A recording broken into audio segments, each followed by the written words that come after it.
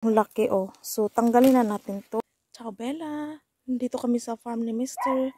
Ganito pala ang lukwat. Ito.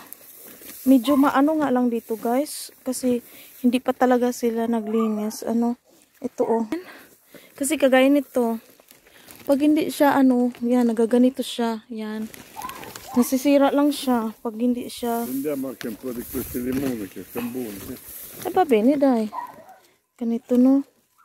Ay, dapat pala tinanggal ko yung ano. Dolce? Vero? Yan kasi, pag hindi ito na-harvest guys, ganito mangyayari. So, sayang lang. Ay, sulin to sa ano eh. Pag hindi pa siya ano, alam mo yung papasok pa lang yung ano, spring. Ang mahal ang ano nito sa market, presyo. Ang mahal ang presyo sa market. Mabot siya ng 5 euro. So since madami naman dito, dito na lang tayo. Kasi, since okay na, pwede nang i-harvest. Amo, prende dito. Prende. Due. Okay. No, così. Ma perché così? Dai. Dimmi. Wow, kitante, oh. Così. Kasi para iwasan natin yung madurog siya kasi hinog na siya. Yan. Laki oh. Pero konti lang siya ngayon. Last year ang dami. Tapos tingnan nyo yan guys. Oo.